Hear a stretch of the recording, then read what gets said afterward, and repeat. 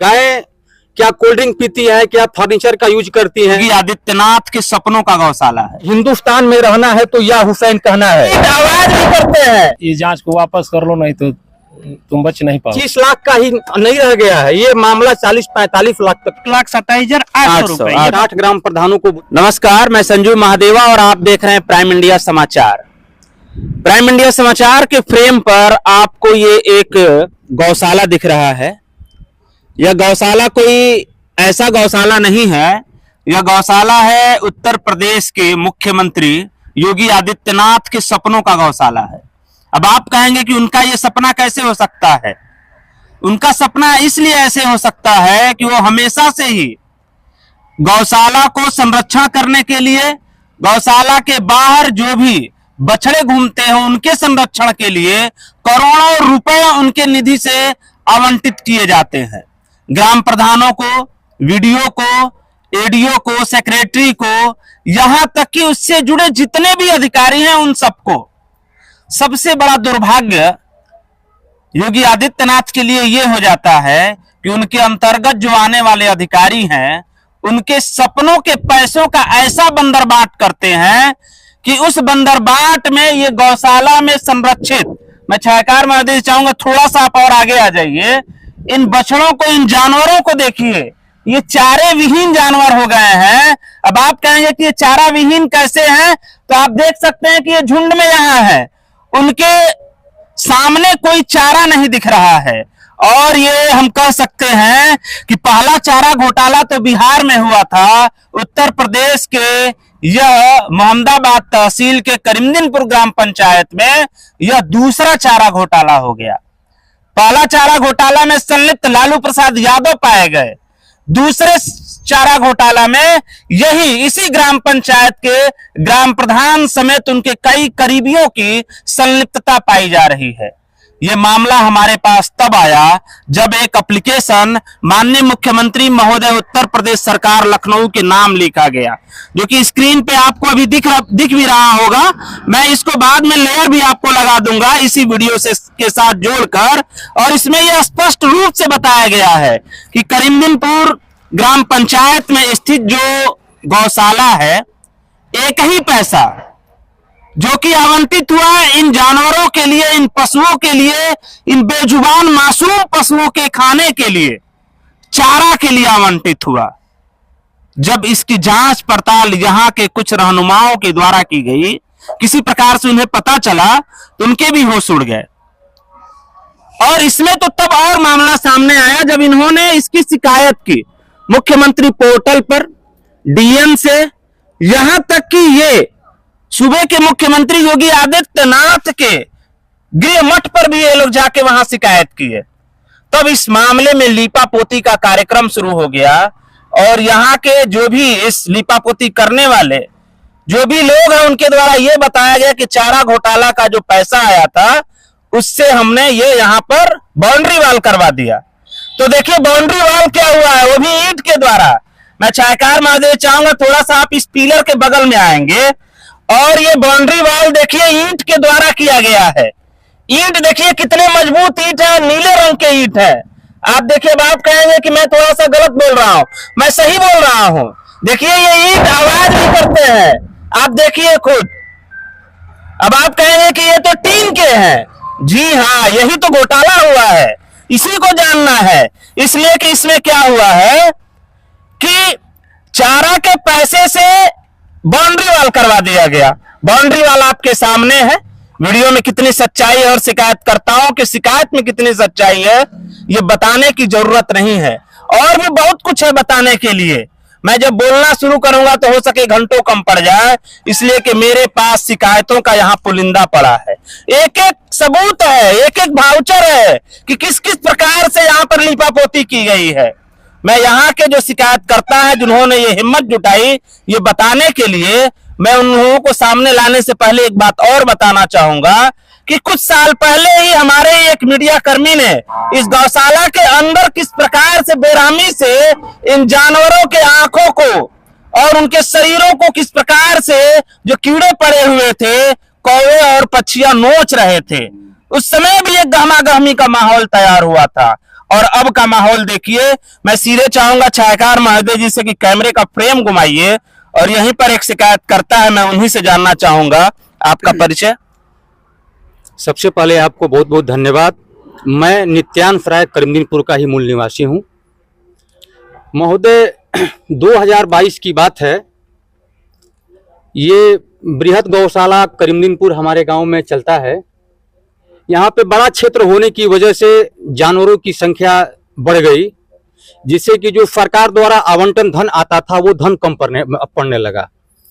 तब जाकर के 2022 में तत्कालीन एसडीएम साहब ने विकास खंड बाराचौर के करीब करीब 60 ग्राम प्रधानों को बुला करके और सभी ग्राम प्रधानों से अपने अपने खातों से कुछ न कुछ पैसा अनुदान के रूप में लेने की बात कही और सबके सामने ही यहाँ Karimdinpur union bank of India में एक खाता खुलवाया गया, जिसका संचालन ये हुआ कि जो भी इस गांव का जो भी करीमदीनपुर ग्राम सभा का ग्राम प्रधान होगा वो इस खाते का देखभाल करेगा। उसी बीच करीमदीनपुर ग्राम की ग्राम प्रधान फरीदा परवीन व सचिव अनिल यादव दोनों लोग इस खाते का संचालन करने लगे। करीब करीब 20-22 लाख रुपए इस खाते में ग्राम प्रधानों के द्वारा आए और उस पैसों का इस तरह से बंदरबाट किया गया कि सारे पैसे अपने बहनोई, अपने पति के फर्म में, अपने करीबियों के फर्म में जमा करा लिया गया। और वो फर्म ऐसा निकला कि उस फर्म से कोल्ड ड्रिंक बिकता है, पेप्सी बिकती है, रजाई गद्दे बिकते हैं। अब सोचना यह है कि गायें क्या कोल्ड ड्रिंक पीती हैं, क्या फर्नीचर का यूज करती हैं।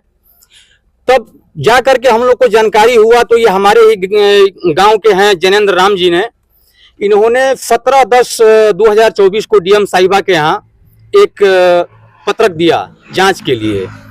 डीएम साहिबा ने उस पत्रक को फॉरवर्ड कर दिया और उसकी जांच की जिम्मेवारी एडीओ पंचायत श्री राम अवध राम को मिली। राम अवध राम जी मौके पे आए नहीं और ब्लॉक पे ही बैठे बैठे अपने मनमाने ढंग से पैसे ले करके और रिपोर्ट प्रधान के पक्ष में लगा दिए। यहाँ तक कि जो निस्तारण का पत्र होता है उस पर शिकायतकर्ता का भी फर्जी साइन करके उन्होंने निस्तारण कर दिया। ऊपर से इनको मतलब जान से भी मारने की धमकियां मिलने लगी, जो कि ये दलित समाज से आते हैं भाई। तब जाकर के मैंने 25/11/2024 को पुनः जांच कराने के लिए अपने नाम से, नित्यांश कुमार राय के नाम से, मैंने पुनः डीएम साहिबा के यहाँ जांच के लिए पत्रक दिया है और अभी अब तक मुझे कोई सूचना नहीं मिली। हालांकि मैं 10 तारीख को माननीय महाराज जी के यहाँ भी गोरखपुर मठ में गया था, उन्होंने सांत्वना दी है कार्रवाई करने की। अब आगे देखा जाए क्या होता है। फिलहाल अगर वहां से भी हमको कोई न्याय नहीं मिलता है तो हम न्यायालय की शरण में जाएंगे, चाहे हमें कितना भी दौड़ना पड़े, हम लोग उससे नहीं घबरा रहे हैं। लेकिन इस घोटाले का, चारा घोटाले का पर्दाफाश होके रहेगा। यहाँ पे तो चारा घोटाला के साथ साथ और भी निर्माण के भी घोटाले दिख रहे हैं। देखिए भैया, जो इसको मतलब गौशाला अपने बोलचाल की भाषा में सेलिंग अकाउंट कहती है, जो पैसा आ रहा है अनुदान के रूप में ग्राम प्रधानों से, तो सेलिंग का तो पैसा इन्होंने 22 लाख खाया ही खाया। अब देखिए कह रहे हैं कि उस पैसे का हमने निर्माण करा दिया। पहली बात तो वो पैसा किसी भी हाल में अन्य कार्य में खर्च नहीं करना है, सिर्फ और सिर्फ चारे में ही खर्च करना है। ठीक है, आपने कर दिया, तो जब वो पैसा आपने खर्च कर दिया तो फिर ये ग्राम सभा के अकाउंट से ये 15 लाख रुपए गौशाले के कार्य के लिए कैसे उतारे गए और क्यों उतारे गए? ये मामला सिर्फ 25 लाख का ही नहीं रह गया है, ये मामला 40-45 लाख तक पहुंच गया है। 40-45 लाख रुपए का इन्होंने इन बेजुबान जानवरों के नाम पे गबन किया है। उसका हमें न्याय चाहिए और उस न्याय के लिए हम लोग किसी भी स्तर तक जाएंगे। इसकी आवाज को भी हम उठाते रहेंगे जब तक कि ये मामला निस्तारित सही ढंग से ना हो जाए। लेकिन एक मामला इन्हीं के बाद से है कि इनको जान से मारने की धमकी मिली है, थोड़ा इनसे भी हम लोग पूछ लेते हैं। जी, इस बात में सच्चाई है? जी बिल्कुल सच्चाई है। पहले शिकायतकर्ता आप ही थे, उसके बाद कैसा कैसा दबाव आप पे बनाया गया? दबाव आने लगा कि ये जांच को वापस कर लो, नहीं तो तुम बच नहीं पाओगे। फिर तब आपने क्या किया? तो हम जो है कि इनसे कहे कि ऐसा ऐसा बात आ रहा है, तो इन्होंने कहा कि ठीक है तुम पीछे हट जाओ, हम इस काम को आगे बढ़ाते हैं। तब ये अपना नाम दे करके अच्छा आगे बढ़ अच्छा, गए। जी बताइए। महोदय, आप इस वीडियो के माध्यम से इस पेज को देखिएगा। ये ग्राम प्रधान के सगे भाई हैं, ये ग्राम प्रधान के सगे भाई हैं मोहम्मद इम्तियाज, और वो लिखते हैं कि हिंदुस्तान में रहना है तो या हुसैन कहना है। ये तमाम सारे पोस्ट हैं धर्म के खिलाफ, हमारे आस्था के खिलाफ।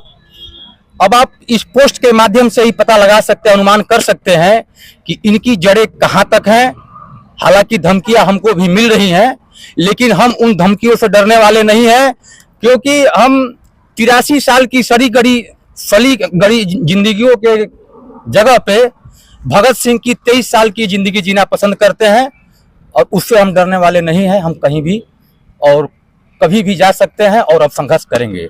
निश्चित रूप से यह मुद्दा तो बहुत संवेदनशील है और इसे उठाया जाता रहना चाहिए। मैं अपने सभी मीडिया के साथियों से अपने इस चैनल के माध्यम से भी निवेदन करूंगा कि इस वीडियो को ज्यादा से ज्यादा कवरेज दें, क्योंकि ये एक जीता जागता घोटाला दिख रहा है। ये ऐसा नहीं है कि टीआरपी बनाने के लिए मैं यहाँ पर चला आया हूँ। मैंने आपको रंगीन ईंटें भी दिखाई, मैंने आपको टीन शेड की तरह कड़कड़ाती हुई, मैंने आवाज देती हुई ईंटें भी मैंने दिखाई। और भी शिकायत करता है, हम उनसे भी बात करते हैं। जी बताइए। जी, मेरा नाम अजीत कुमार राय है, मैं भी इसी गांव का निवासी हूँ। आपको बड़ा शॉकिंग लगेगा, कुछ डेटा मैं आपके सामने प्रस्तुत कर रहा हूँ। 22/9/2022 को गौशाला के चारों तरफ मेड़बंदी का कार्य मजदूरी का भुगतान हुआ 1,27,800 रुपए। इन्हीं के परिचित हैं एमडी समी मोहम्मद के खाते में।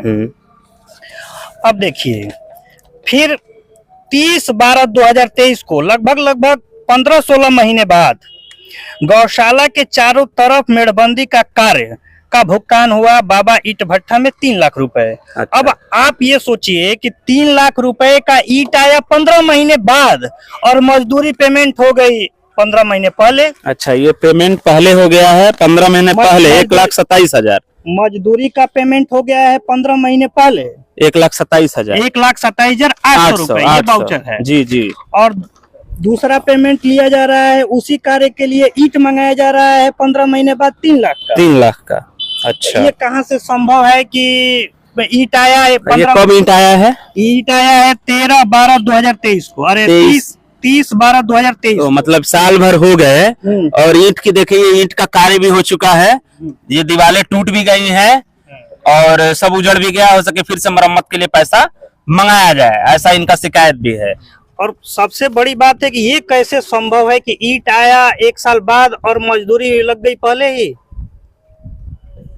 सोचने वाली बात है। इस बिंदु पे तो मैं भी थोड़ा सा अवाक हूं, ठीक, लेकिन यह जांच का विषय है। जो भी अधिकारी इसमें हिला हवाली कर रहे हैं, जो उच्च स्तर के अधिकारी हैं, उनसे मेरा एक निवेदन है कि आप कम से कम अपने निचले स्तर के अधिकारियों को तो जांच के लिए ना दीजिए, इसलिए कि कहीं ना कहीं उनकी संलिप्तता है, तभी तो ये इतना पुराना मुद्दा अब तक ये लीपापोती किया जा रहा है।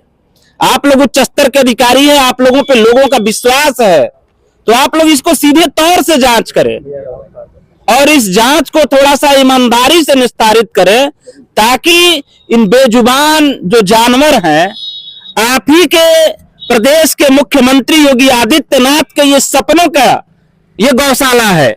इनके साथ तो ये जो बेईमानी हो रही है, इनके भोजन के साथ, कहा जाता है कि किसी को एक आध थप्पड़ लगा लीजिए वो चलता है, किसी के सामने से निवाला मत छीनिए, ये सबसे बड़ा पाप होता है। और आप तो इन बेजुबानों का निवाला छीन रहे हैं। इसको थोड़ा सा जांच करिए। और ये लोग अपने स्तर से हर उच्च अधिकारियों तक पहुंच चुके हैं। इनका ये भी कहना है कि अगर इस स्तर पे नहीं जांच होगा तो ये न्यायालय का दरवाजा भी खटखटाएंगे। हाँ बोलिए भैया, एक छोटी सी बात और हम कहना चाहते हैं। भ्रष्टाचार की सारी सीमाओं को लांघ दिया गया है। भाई साहब हैं हमारे, इनके घर के पास से एक रास्ते का निर्माण हुआ। वो रास्ता 2 महीने नहीं हुआ और रास्ता टूट गया। भैया ने मुख्यमंत्री कंप्लेन नंबर पे कंप्लेन किया था, डीएम साहब को भी पत्रक इन्होंने दिया था, तो उसको उस रोड को 2 महीने बाद पुनः बनवाया गया। अगर ये आवाज नहीं उठाए होते तो रास्ता वो तो नहीं बनता। सही बात है। तो इनका भी हम लोग आभार करेंगे कि ऐसे लोग हम लोग के साथ हैं, हम लोग की लड़ाई आगे जारी रहेगी। जी आपको भी बहुत बहुत धन्यवाद कि आप इस प्रकार से जागरूक हैं, ठीक ना, ऐसे भी जागरूक रहे। और ये तो एक मामला और भी इससे जुड़ा, ये तो हर जगह कहा गया उत्तर प्रदेश के हर गांव हर गलियों का कि सड़क में बहुत घपलाबाजी हो रहा है। योगी जी जब नए नए आए थे, सूबे के मुख्यमंत्री बने थे, तो वो कहते थे कि मुझे गड्ढा मुक्त सड़क चाहिए और यहाँ पर गड्ढे युक्त सड़क मिल रहे हैं। इस पर भी आप लोग थोड़ा संज्ञान लीजिए। अभी तक इस वीडियो में मुझे इतना ही कहना है। मैं अपने मीडिया के साथियों से एक बार फिर से निवेदन करूंगा कि आप लोग इसको ज्यादा से ज्यादा कवरेज दें, इसकी आवाज को उच्च स्तर तक पहुंचाए, ताकि यहाँ का ईमानदारी से ये जांच हो जाए, जो भी मामला है वह स्पष्ट रूप से सामने आए। अब तक के लिए धन्यवाद। मैं संजीव महादेव और आप देख रहे थे प्राइम इंडिया समाचार।